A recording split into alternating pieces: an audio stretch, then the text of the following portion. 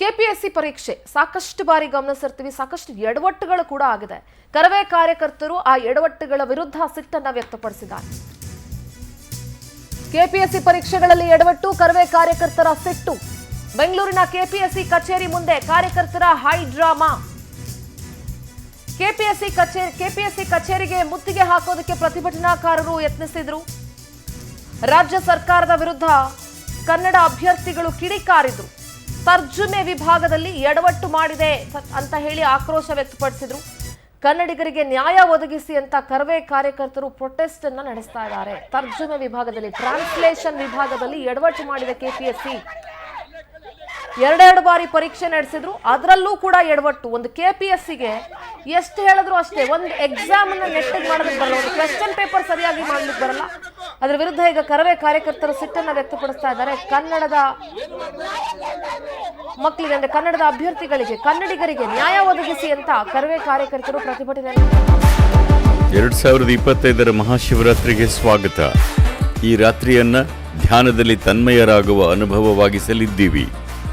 ಸಂಗೀತ, ನೃತ್ಯ, ಧ್ಯಾನ ಮತ್ತು ಉತ್ಸವಗಳಿಂದ ಕೂಡಿದ ರಾತ್ರಿ.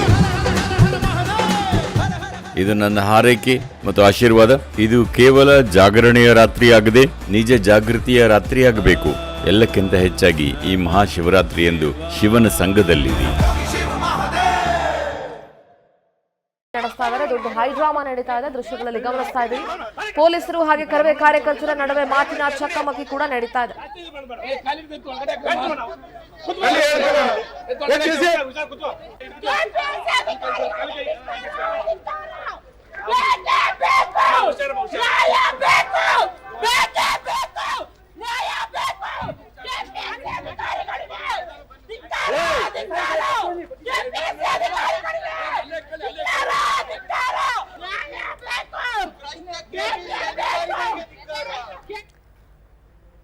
ಪೊಲಿಟಿಕಲ್ ಕರೆಸ್ಪಾಂಡೆಂಟ್ ರೂಪೇಶ್ ನೇರ ಸಂಪರ್ಕದಲ್ಲಿ ಜಾಯ್ನ್ ಆಗ್ತಾ ಇದ್ದಾರೆ. ರೂಪೇಶ್, ಕೆಪಿಎಸ್ಸಿ ಪರೀಕ್ಷೆಗಳ ಬಗ್ಗೆ ಸಾಕಷ್ಟು ಕಂಪ್ಲೇಂಟ್ಸ್ ಇದೆ. ಎಷ್ಟು ಬಾರಿ ಕ್ವೆಶ್ಚನ್ ಪೇಪರ್, ಎರಡೆರಡು ಬಾರಿ ಎಕ್ಸಾಮ್ ನಡೆಸಿದ್ರು ಕೂಡ ಸಾಕಷ್ಟು ಎಡವಟ್ಟುಗಳನ್ನ ಮಾಡಿದೆ ಕೆಪಿಎಸ್ಸಿ ಅಂತ ಹೇಳಿ. ಇದರ ವಿರುದ್ಧ ಈಗ ಕರವೇ ಕಾರ್ಯಕರ್ತರು ಸಿಟ್ಟನ್ನ ವ್ಯಕ್ತಪಡಿಸ್ತಾ ಇದ್ದಾರೆ. ಸದ್ಯದ ಮಾಹಿತಿ ಏನಿದೆ ರೂಪೇಶ್? ಸಿಂಧೂರ ಕೆಪಿಎಸ್ಸಿಗೆ ಕಾಳಜಿ ಇಲ್ಲವ ಅನ್ನೋ ಪ್ರಶ್ನೆಗಳು ಮೊದಲಿಗೆ ಬರುತ್ತೆ. ಯಾಕಂತ ಹೇಳಿದ್ರೆ ಕೆಪಿಎಸ್ಸಿ ಮೊದಲ ಬಾರಿ ಪ್ರಶ್ನೆಗಳನ್ನು ಮಾಡಿ ಕೆಎಸ್ ಪರೀಕ್ಷೆ, ಯಾಕಂತ ಹೇಳಿದ್ರೆ ಕೆಎಸ್ ಪರೀಕ್ಷೆ ಅಂತ ಹೇಳಿದ್ರೆ ಕರ್ನಾಟಕದ ಆಡಳಿತ ವಿಭಾಗದಲ್ಲಿ ಸಮರ್ಥರನ್ನ ಆಯ್ಕೆ ಮಾಡ್ತಕ್ಕಂಥದ್ದು. ಹೀಗಾಗಿ ಇಲ್ಲಿ ಕನ್ನಡಿಗರಿಗೆ ಸ್ಪಷ್ಟವಾಗಿ ಅನ್ಯಾಯ ಆಗಿದೆ. ಯಾಕಂದ್ರೆ 40ಕ್ಕೂ ಹೆಚ್ಚು ಪ್ರಶ್ನೆಗಳಲ್ಲಿ ಭಾಷಾಂತರ ಸಮಸ್ಯೆಗಳಿತ್ತು. ಹೀಗಾಗಿ ಪ್ರಶ್ನೆಗಳೇ ಅರ್ಥ ಆಗಿಲ್ಲ ಅಂತ ಹೇಳಿದ್ರೆ ಗ್ರಾಮೀಣ ಅಥವಾ ಕನ್ನಡ ಮಾಧ್ಯಮದ ಪ್ರಶ್ನೆಗಳು, ವಿದ್ಯಾರ್ಥಿಗಳು ಯಾವ ರೀತಿ ಒಂದು ಪರೀಕ್ಷೆಯನ್ನು ಬರೀಬೇಕು ಅನ್ನೋ ಪ್ರಶ್ನೆ ಎದುರಾಯಿತು. ಹೀಗಾಗಿ ಸಾಹಿತಿಗಳೆಲ್ಲ ಮೊದಲ ಬಾರಿ ಪ್ರಶ್ನೆಯನ್ನು ಪರೀಕ್ಷೆ ನಡೆಸಿದಾಗ ವಿರೋಧ ವ್ಯಕ್ತಪಡಿಸಿದ್ರು. ಈ ರೀತಿ ತಪ್ಪು ಮಾಡಿದಾರಲ್ಲ, ಮರುಪರೀಕ್ಷೆ ನಡೆಸಿ ಅಂತೇಳಿ ಮರುಪರೀಕ್ಷೆ ಮಾಡಿತ್ತು.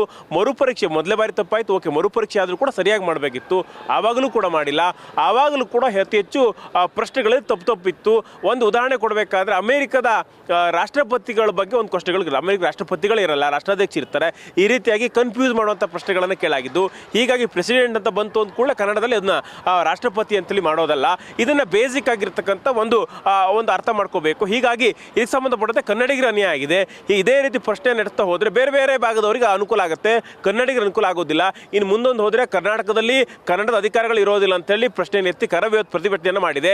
ಹೀಗಾಗಿ ಕೆಪಿಎಸ್ಸಿ ಮುಂಭಾಗದಲ್ಲಿ ಪ್ರತಿಭಟನೆ ಮಾಡ್ತು. ಎರಡು ಭಾಗ, ಯಾಕಂತ ಹೇಳಿದ್ರೆ ಒಂದು CID ಕಚೇರಿ ಇದೆಯಲ್ಲ, ಅದರ ಮುಂಭಾಗದಲ್ಲೂ ಕೂಡ ಪ್ರತಿಭಟನೆ ಮಾಡ್ತು. ಅದೇ ವಿಧಾನಸೌಧ ಪಕ್ಕದಲ್ಲಿ ಕೆಪಿಎಸ್ಸಿ ಕಚೇರಿಯ ಮುತ್ತಿಗೆ ಹಾಕುವಂಥ ಕೆಲಸವನ್ನು ಕೂಡ ಮಾಡ್ತು.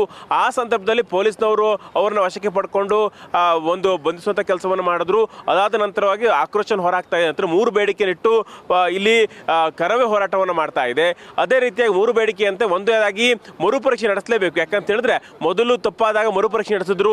ಅದಾದ ಬಳಿಕ 2ನೇ ಬಾರಿ ಕೂಡ ತಪ್ಪಾಗಿದೆ, ಮರುಪರೀಕ್ಷೆ ನಡೆಸಲೇಬೇಕು ಅಂತ ಆಗ್ರಹ.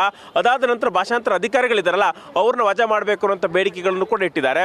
ಅದೇ ರೀತಿ ಮುಂದೆ ಈ ರೀತಿಯಾಗಿ ಆಗಬಾರ್ದಪ್ಪ, ಎಶ್ಯೂರ್ ಕೊಡ್ಬೇಕು, ಕನ್ನಡಿಗರ ಅನ್ಯಾಯ ಆಗಬಾರ್ದು, ಈ ಎಶ್ಯೂರನ್ನು ಕೊಡಿ ಅಂತೇಳಿ ಆಗ್ರಹಿಸ್ತಾ ಇದ್ದಾರೆ. ಸದ್ಯಕ್ಕೆ ನೀವು ಸ್ಥಳವನ್ನು ತೋರಿಸ್ತಾ ಹೋಗಿ ಹೋಗ್ತೀವಿ. ಸದ್ಯಕ್ಕೆ ಪ್ರತಿಭಟನಾ ಸ್ಥಳ ಇದು. ಪ್ರತಿಭಟನೆಯಲ್ಲಿ ಈಗ ಎಲ್ಲೂ ಕೂಡ ಕ್ಲಿಯರ್ ಆಗಿದೆ. ಸದ್ಯಕ್ಕೆ ಬ್ಯಾರಿಕೇಡಿಂಗ್ ವ್ಯವಸ್ಥೆಗಳನ್ನು ಈ ಭಾಗದಲ್ಲೂ ಕೂಡ ಮಾಡಲಾಗಿದೆ, ಆ ಭಾಗದಲ್ಲೂ ಕೂಡ ಮಾಡಲಾಗಿದೆ.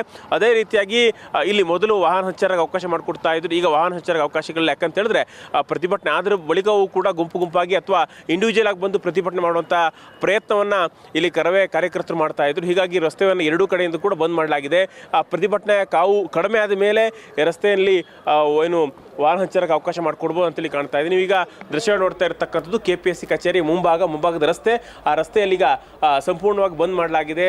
ಪದೇ ಆಗಿ ಮತ್ತೆ ತಂಡವಾಗಿ ಬಂದು ಕರವೇ ಅವರು ಪ್ರತಿಭಟನೆ ಮಾಡ್ತಾ ಇದ್ದಾರೆ. ಕರವೇ ಪ್ರತಿಭಟನೆ ಮಾಡೋದ್ರಲ್ಲೂ ಕೂಡ ಅರ್ಥ ಇದೆ. ಯಾಕಂತ ಹೇಳಿದ್ರೆ ಇಲ್ಲಿ ಪದೇ ತಪ್ಪುಗಳನ್ನು ಮಾಡ್ತಾ ಇದೆ. ಈಗ 2ನೇ ಬಾರಿ ಆಯ್ತಲ್ಲ, ಮತ್ತೆ ಮರುಪರೀಕ್ಷೆ ಮಾಡಿದ್ರು ಕೂಡ ಈ ರೀತಿ ತಪ್ಪಾಗಲ್ಲ ಅಂತೇಳಿ ಆಗಬಹುದಲ್ವ, ತಪ್ಪು ಮಾಡಬಹುದಲ್ಲ ಅಂತೇಳಿ.